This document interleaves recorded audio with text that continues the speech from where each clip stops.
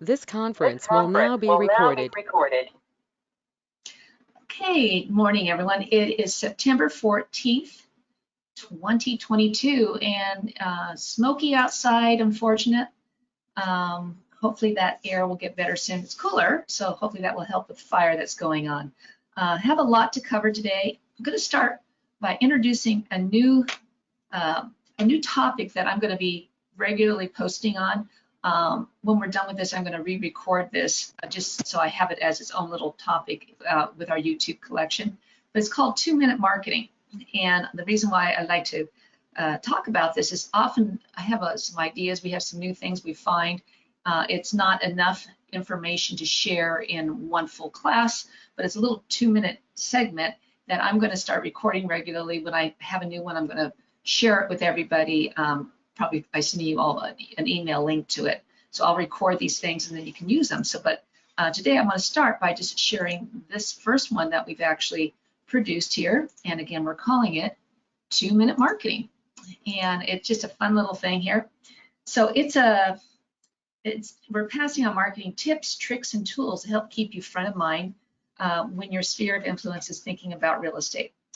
And one place that you simply need to be if you want to be connected and influence people in today's real estate market is social media. So it's one of those things that we all hate, but it's all one of those things that we do. So in 2022, over 70% of the US population uses social media regularly to connect with one another and get news, information, share information, entertain themselves. And Facebook leads the way as far as daily users, where 7 out of 10 Facebook users visit the site at least once a day.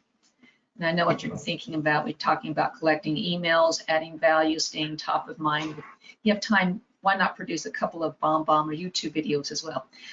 Nurturing clients is hard, takes time. So when we are thinking about something that's easy, cheap, and helps keep you in front of your clients on a regular basis, as the knowledgeable agent they know, trust, and respect, we're happy to do so. And this company is called Curated Social. I'll be sending that link to everybody after we're done with this. Curated Social is a company that regularly produces content that you can share to social media. And it's not only easy, it's free. For example, here are a couple of ads that I recently posted that were made by Curated Social. One I posted, and I posted them from the free account. One's a holiday greeting that I posted on Labor Day, and the other are tips for first-time homebuyers. And we're posting new content each week that you can use each week. So what's the catch? Well, like anything else that has a free category, they're hoping you love it so much that you subscribe to the premium category. It's like working with Canva, if you're familiar with that. When you do that, you have access to their premium collection where you can schedule when your posts go live. Like my example on the right, it's branded. You can have access to their entire collection of over 1,200 archive posts. Most of the content can be edited in your Canva account. There's even a library of listing and print templates. If you look one more time at the food truck post, remember that being a realtor isn't just asking for listings or referrals. Here, let me show you something that may be kind of shocking. This is the average posts per week per industry on all social media, and you can see how real estate leads the way by far. It's amazing. Conversations with clients, networking with other professionals, following with leads. I say the word social pretty much describes what we do. Plus, it's really important, and there's a lot of interest in real estate. There really is. Think about how many TV shows are devoted to our profession, like House Hunters, Fixer Uppers, $1 Million Listings, both in Los Angeles and New York, and Love It or List It, and there's so many other ones. And again, this is the posts by industry. By far, the #1 posts are real estate related.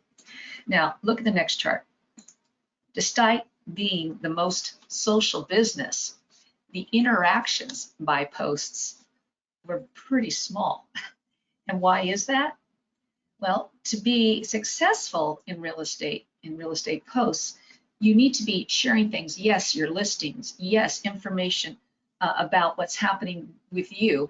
But a lot of the posts typically are pretty, I would say, kind of self-serving. You know, call me, I'm a great real estate agent, ready to buy or sell, call me, pick me, all those sort of things. And really posting things that are more information that people can actually use are helpful. As a company, we post to social media every day, and we blog regularly, and we put links to our blogs on social media. But our most popular blog that I've ever posted about has nothing to do about our company. It has nothing to do about the latest listing or real estate trends. What it has to do is, what do icicles hanging from your roof mean? This is a blog I posted in January of 2017. You remember when we had the Snowmageddon? And this is actually a picture of my neighbor's home with all these icicles hanging from the roof. And we've had almost 13,600 views. There's been a lot of people who've looked at these things, and that brings information to them, makes people think about us if they backlink to our company website. And it has worked effectively in bringing people there. So if you need help on Curated Social, let me show you what it looks like as of today. I just went in there this morning really quick. And this is Curated Social. And you can see in this week's content, everything with a little crown is one of those premium things that they offer that you have to pay for. But everything without the crown is something for free. So this is the first time home buyer one that I use. So here's what I did. Post the details. I can publish it directly from here to Facebook, which is what I did. And I had to link my business Facebook page to it first. It was super easy. If I had the premium, then I could schedule a time I wanted it to be posted, plus it would be branded to me. But again, for something that's totally free, it's awesome. Something coming up here on Friday, September 16th, this is kind of cute. It's National Guacamole Day. So this post is kind of cute. You've got to be joking. Have a nice day. That's kind of cute. So things like that are something that you could use for free. And I've shown this to Emily and to Brittany. So if you're at all interested in jumping into a company like Curated Social and you can't figure out how to do it yourself, they are here as helpers to help you learn how to do that. Any questions about this and my new introductory thing to our 2-minute marketing?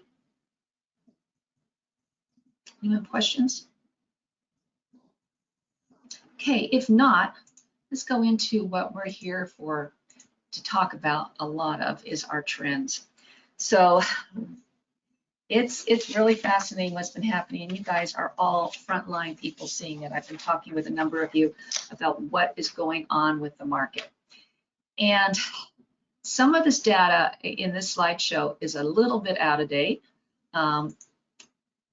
Here we go. This is the mortgage rates from Freddie Mac from January of 2022 to today. And today was actually as of September 1st. Now I just looked up today with Freddie Mac, and it's a little bit higher than this. I know last week it jumped over 6%. So we all know how we were kind of chugging along the early part of this year between 3 and 4%. Everything was really good. The market was super, super hot. Then all of a sudden, it's like everything hit the fan, and everything slowed down with mortgage rates jumping above 5%, hitting up here. They came down a little bit beginning of August, but they're now back up. And so it has definitely impacted the buying power of our buyers a lot. But what do the experts actually project that's going to happen now? This was as of August, so they're going to have some different adjustments probably coming into September. But from Q4 of 2022, the average projection from all these experts is, again, this is Freddie Mac, Fannie Mae, the Mortgage Brokers Association, and the National Association of Realtors. The average of all four is 5.4%. Q3, 5.3. Q2 of 2023, 5.2. And then Q3 of 2023, they're thinking it's going to drop below 5%. We shall see. These are the expert economists. They get paid a lot to study these trends. And again, they do their best job. It's just like when someone asks you what's going to happen in 6 months. It's like, well, these are the trends. This is what the trends tell us, but we have no way of being sure. And again, I think going to what the National Association of Realtors is suggesting, 6% across the board, is probably fairly reasonable to consider. So here is another one of our housing economists, Lisa Sturtevant, and she says, at the end of summer lull, and as mortgage rates stabilize, we may see a return of buyers and a relatively strong fall housing market. Now, this again was before what happened yesterday when the stock market just tumbled huge. But this was the thought process that we have, that typically when mortgage rates start stabilizing and they just don't jump up all over the place, buyers start feeling a little more confidence, and confidence leads to purchases, especially a big major purchase like a new home. So what do the experts all think about home price appreciation? That's another big one. So the chief economist from Moody's Analytics says that he doesn't think national housing prices will decline in a meaningful way, but there will be some price declines across the country. Now, on the latest blog that I wrote for the trends for August, I typically always look at August from this year to August from a year before. So I look at a 12-month period, a point in time. But I also pulled in this year for the trend. And we reached our highest peak earlier in this year, and we are down from that highest peak. That is what I'm starting to see within our local markets. And you're seeing this too with MLS. Every time you turn around, there's a new price reduction on things. And we'll talk about the local economy in just a little bit. So again, across the country, appreciation is slowing, but not depreciating. We talked about that before. Home prices are still up year over year, but they're not going up as high a rate as what they were going up at. So there is an appreciation slowing. So again, we're not jumping up. Remember the data, the statistic that really sticks in my head. From March of 2020 to March of 2022, the average home price for a Bend home, single family on less than an acre, went up 67%. That's in 2 years, 67% increase in 2 years for a Bend home. That was totally unsustainable. The rate of increase is definitely slowed, but we're not in a depreciation mode when you look at year over year home prices. So that's something to keep in mind when you're working with your clients. The annual home price growth slowed for the third consecutive month in July, but remained elevated at 15.8%.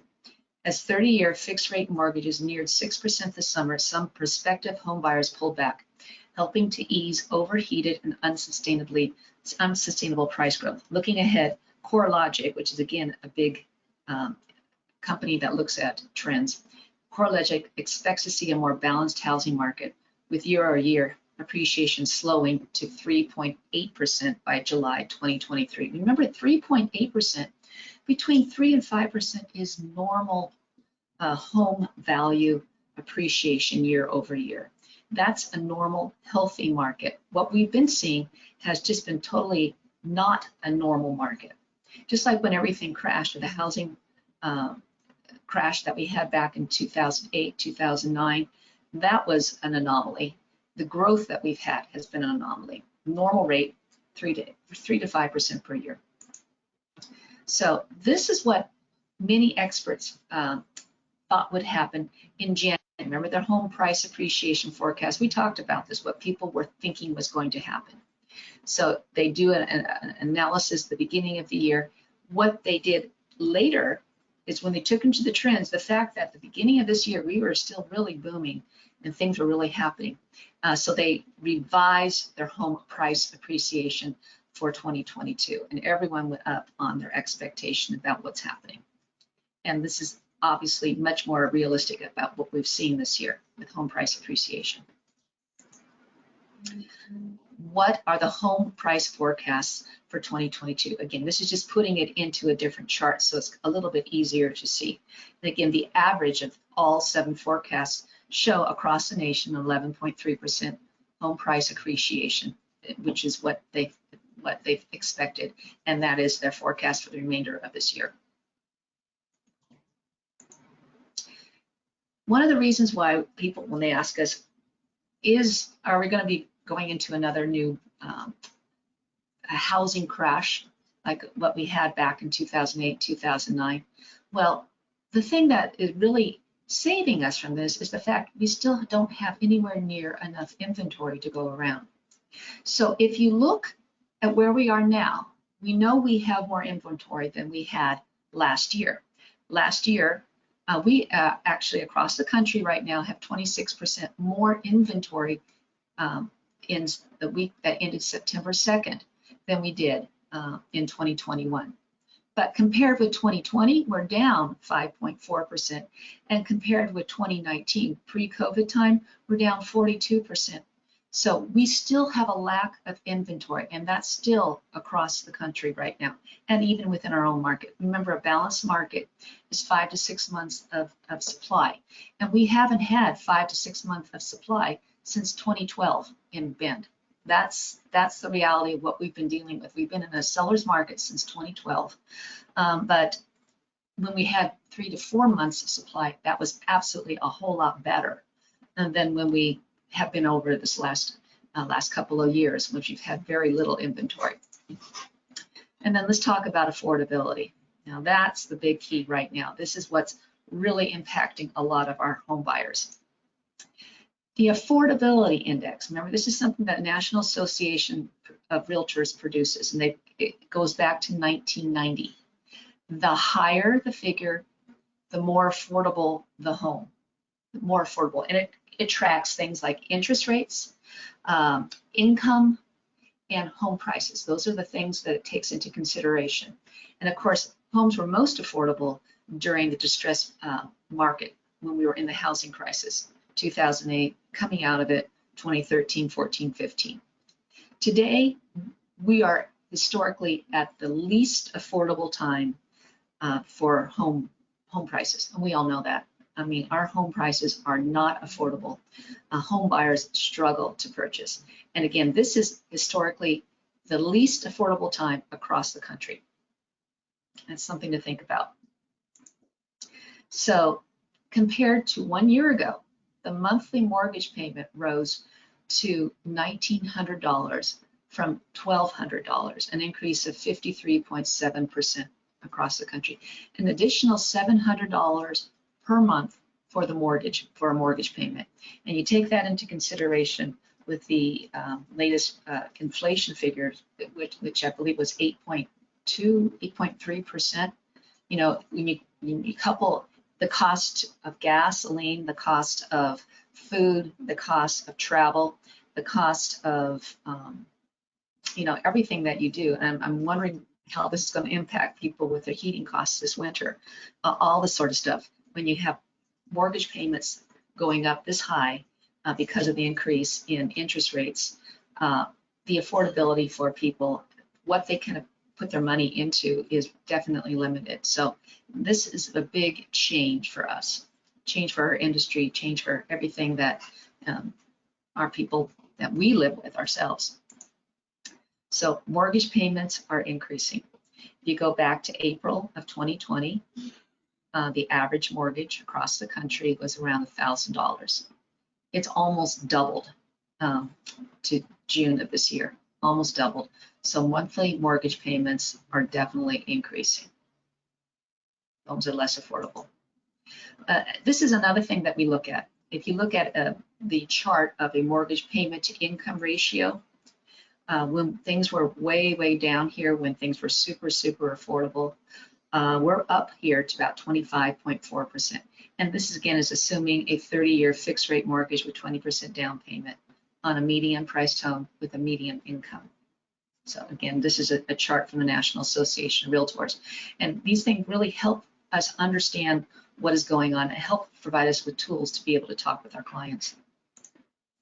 This is also something to look at. And this kind of looks at the country as a whole, again, from the National Association of Realtors. If you ever are looking for information, go there. They're such a source of information. This is comparing median household income versus qualifying income. So the median income is in blue, or this is the United States as a whole. The qualifying income is in the second column.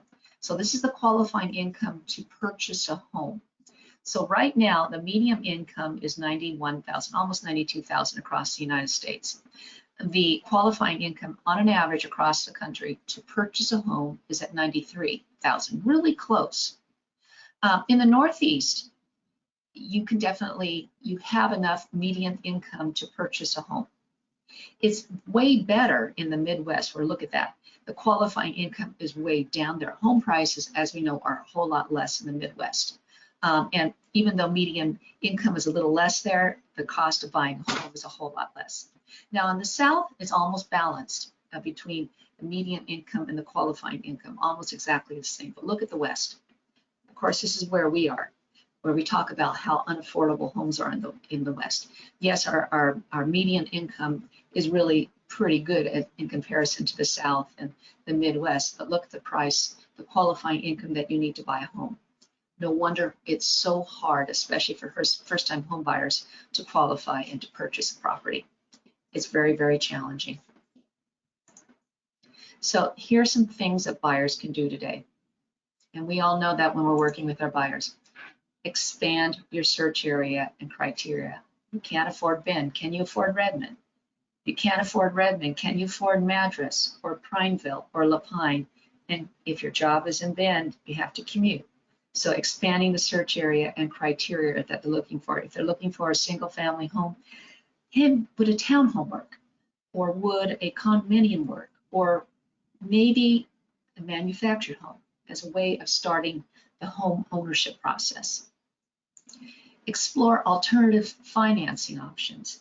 And I heard some data the other day that one of our brokers told me that they'd heard that in a lot of cases, especially people who have affluent parents, parents are helping their kids afford their first home, like gifting them or helping them out with the down payment, even up to $200,000-300,000, so then the kids can qualify with a $300,000 mortgage. So that is an alternative financing option. Of course, there's a lot of people who don't have wealthy parents or wealthy relatives, so there are some other options too.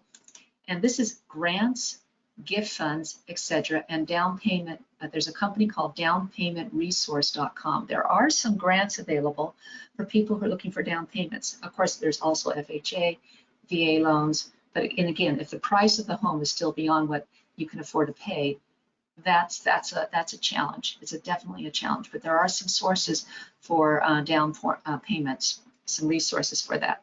There's also some other options in which we have people who are I'm starting to review some owner carry contracts. I haven't seen those for a while, but I'm starting to see people producing these things. Is a seller who's been sitting out there with property unsold, that's kind of sticking to his price, willing to do an owner carry? That is an option, especially if a seller is motivated to unload the property, and there is some options that the buyer will have money coming in the future, that they would be able to maybe do a balloon payment at one point in time. But all that stuff is maybe something that could provide some options for your clients. So we are in a place where strategy discussions and planning are critically important to make sure we can thrive during these challenging times. Stay nimble, stay informed, and remember, housing is traditionally one of the first sectors to slow as the economy shifts, but is also one of the first to rebound, and that's always true. We all know the country's economy is so tied into housing. Housing makes such a difference. When we have a strong housing market, we have a strong economy. Very, very helpful information to think about. Now, there's one other slide I wanted to share with you because I'm kind of done with what I wanted to talk about, but I did want to go into this super quick. This is a really, really interesting, let's see, I think you guys can see this okay. So this is the year-over-year change in inventory, just looking from May, June, July, and August. Now, we all know that inventory is growing. And so this is looking at the country as a whole. The darker the blue, that means the change in inventory is higher. So if you look at May is when we started transitioning. We started seeing inventory starting to gain a little bit. So national average was 8% growth in inventory in May. In June, the national average was 18.7%. In July, it was 30.8%, and in August here, it's 26.6%. Again, this is from Realtor.com. So this is one of the things that we as a whole can look at. What is happening to the country? Inventory is growing across the country, especially here in the West. You know, we have more inventory, more options for buyers. So for people who can afford it, it's a great time. Does anyone have questions on any of this before I go to the next slide? I've got a comment there. Yeah. Yesterday they announced that rent increase this year, no, for 2023 was going to be over 14%, which is the highest ever. And so that's another argument with clients that rent. So Yeah. for example, say they're paying $2,000 a month now, they're going to be paying another $300 a month. Yeah. With the rent increase. And when you rent, you're paying someone else's mortgage, not yourself, and you're not investing in yourself. You know, if you look at statistically speaking, how much savings, how much money based upon something do renters have versus people who are homeowners? It really, we as realtors understand totally that the number one way to build wealth is to own a home. It's night and day, and that's a very helpful thing for you to let me know about that, Jane. Was that the expected rent increase for Oregon? Yes, for Oregon. I emailed you the link. Oh, great. Thank you. Thank you very much for that. I'll share that with people. So Okay. that's the increase, because remember with statewide rent control, our investor owners, people who own investment property, can only raise the rent once a year. And they have to give proper notice on that, but it's all based upon an index. And so for the index going up 14%, that's going to be significant. So yeah, another good reason why, if people can afford, they should buy. Okay, I'm going to go on to the next one then here. I'm going to talk about what's actually happening in our market. So here, this is what we did in August of 2022 versus August of 2021. Again, looking at apples to apples, 1 month versus the month previous, the year before, I should say. So in 2022, we had 19 new listings. In 2021, we had 22. So we were down in our number of listings. Being that we were down in our number of listings, we were down a little bit in the volume. Pending. We had 41 pending contracts versus 49 in 2021, down 16% in pending contracts. And remember in 2021, so much of those pendings were all based upon multiple offers, and you would have written 3, 4, 5 offers for your buyers before you actually got something in pending contract. However, look at the volume. Volume is almost the same. So in our 41 pending contracts, we have over 30 million in new in volume booked versus almost 31 million. So it's pretty similar. So the value of the homes that our clients are purchasing is higher than it was last year.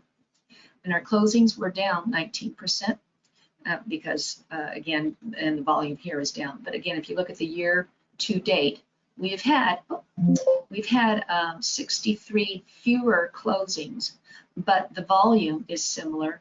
We're down roughly 12 million in the actual volume of our closings, but we still are doing just fine as a brokerage.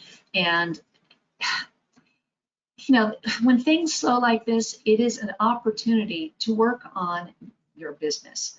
Now, we've talked before about how you as an independent contractor are your own chief executive officer of your business. So you are the marketing director, you're the operations director, and you're the financial director. So if you think about it, so much of our business is geared into the operations.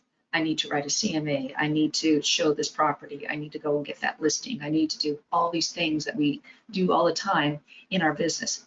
But often the marketing aspect, the overseeing of how our business is being directed, looking for the future, investing back in ourselves, takes a second seat. When things slow, it's an opportunity to pick up the phone and to call your past clients to see how they're doing, find out if they have any friends or families who might be moving to town.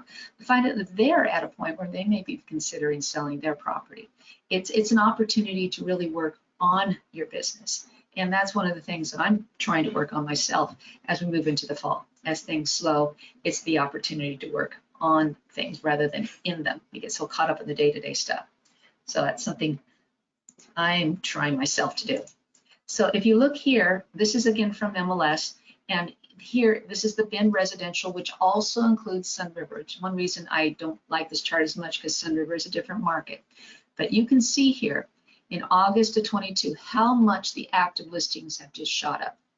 We have a lot more inventory sitting on the market right now. Compared with like September last year. Remember, there was a lot of period of time as soon as we got a new listing on the market, it would go pending. Sales are sitting fairly flat. We have definitely slowed down on our closings. Listing prices, yes, they're up, but they're kind of sitting somewhat flat. And here between July and August, there's been a reduction in the median and both active list price and the new median list price, excuse me. And sold prices have also dropped down. Absorption rate, again, that's a month of inventory going up. Much more healthy at 2.5%. A better market would be 4 months of 2.5 months of inventory versus 4 months of inventory would be a better scenario. Sold to list ratio. We are no longer having bidding wars driving prices up. We're getting down there to having, it was so interesting last year when the asking price was the bottom of what that house would sell for. That was the starting point and things would be bid up over it. Now we're back to the asking price as being the cap. If someone's really serious about that property, they're coming in pretty close to the asking price on their offer. But we're having counter offers going back and forth again. We are having buyers no longer willing to risk their earnest money. We have buyers who are definitely getting home inspections done and getting negotiations on repairs. We're having deals terminate based upon inspections. And we have people, yes, that may be willing to let the seller stay rent-free, but not for months on end. It's more like a couple of days, maybe a week, and let them stay after closing so they can get settled and get moved out. So things have changed as far as that goes. Days on market, the average cumulative days on market is starting to grow. And we had days on market that were higher, but that's midwinter, and that's normal. And again, the active list volume has gone up tremendously. New listing volume is down. That's partly seasonal, and the sold volume is starting to creep downward. So the trends, I think, are really interesting to look at to see what's happening in our market. Again, some of these are seasonal trends, normal trends. Some of them are all based upon this change in mortgage interest rates, change in the affordability aspects of everything that we deal with. So this is the chart I always look at, August versus the year before, comparing for just Bend single family residential on less than an acre. This does not include Sun River. So I'm just looking at the Bend data itself. So we have fewer active listings, believe it or not, even though the chart shows we have more. Sometimes this data is a little confusing to me. I don't quite get it. I do know we have fewer new listings. We're down almost 37%. New pendings, according to this chart, has gone up. It seems a little odd, but solds, we all know solds are down significantly, and that's true. Sold volume is down. The average sale price, now, again, the market trend from earlier this year is down, but when you compare August of 2022 versus August of 2021, the average sales price is still up 8.1%, and the median sales price is up 13.1%. When these things start changing, and we're looking at apples to apples a month, the same month a year ago, we know we're kind of in a downward spiral for home prices. Percentage of list price, according to this data that I looked at, they're selling at 99% of list price. And the months supply, this figure I don't like because it changes. I don't know, I think really the reason why it changes is because people are slow at plugging in their data. And so that's why I can't even produce this chart until like the 7th or 8th of the next month. But this month of supply will probably get closer to 2.5 as people to get this data in, get it plugged in there. So any questions on this? Do people have thoughts about this at all?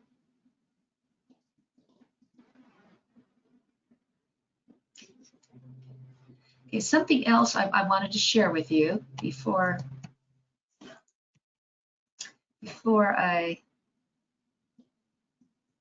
this came from Brittany, and she received this information from Wanderlust Home Tours, and I thought this was kind of a fun idea. It's the idea of, you know, you're always looking for a closing gift to give to your clients. So for people who, you know, people often will give them a gift basket, which I think is great, or a gift certificate to dinner, which is wonderful. Sometimes people will give them a Cutco knife, which could be great. But for certain people who are like into an outdoor lifestyle, really enjoy these sort of things, how about, you know, the idea here is giving them the gift of a tour for people to really want to experience something locally. Maybe a tour of breweries and distilleries if they're into microbrews, or for people who are into snowshoeing or caves, something like this. I know Brittany will be following up and providing this information to everybody later in a follow-up email, but it's a kind of a fun idea. And again, this is how it works. You only pay if the gift certificate is redeemed. So say you buy it and you give it to your clients, and they throw the thing away, they don't use it, well, you don't get charged. So I think that's kind of a fun idea too. So that's basically what I have today. Outside of the fact, I hope you will be able to attend our get together tomorrow. We'll send another follow-up. Brittany will be doing that as well. I know it's going to be indoors, so hopefully the air quality will be a little bit better, but it's indoors. It's an opportunity for us to see each other socially. We don't see each other the way we used to when we used to have in-person office meetings, so it's always nice to see people on a social basis away from the office, and so hopefully people can get to that meeting tomorrow at Cascade Brewing. And the other thing that I just kind of wanted to share with you is two things. I am been working this year, and I think some of you are aware of it. I'm serving on the CORPAC trustees.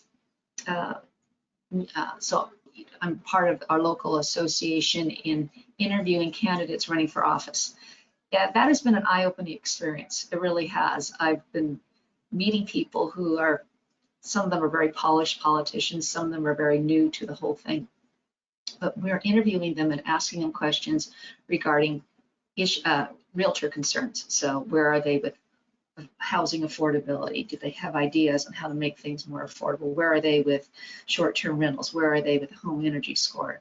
Where are they with homelessness? What are their thoughts about all that?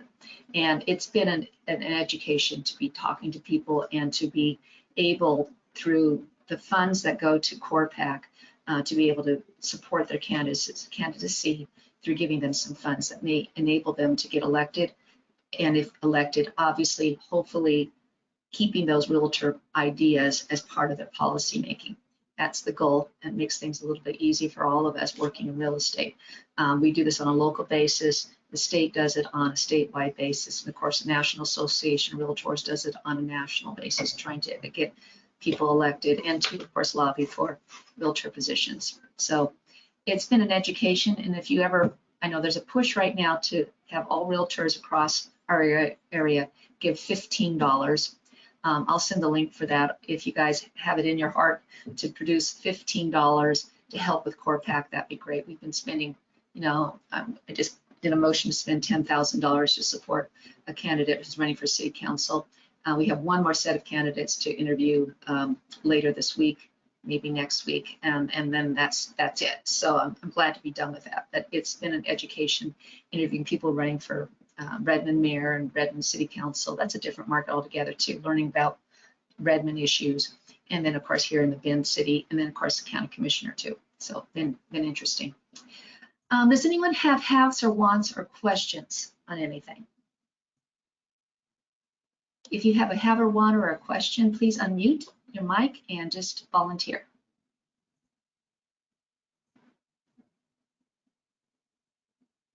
Yeah, Good hi, Tina. morning. Hi. Hey, Tina Roberts. Hey, I'm looking for a home in Northwest Crossing. So if anybody has a home, at least 2,000 square foot, a primary master, preferably another primary, on the main floor upstairs, or at least a bedroom up that has a nice bathroom, up to 2.3.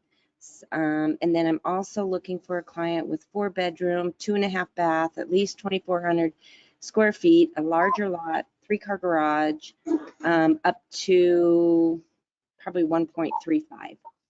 In Bend. They do like the west side. So if you got anything coming, please let me know. Thanks. Right, thanks, Tina. Anyone else have anything?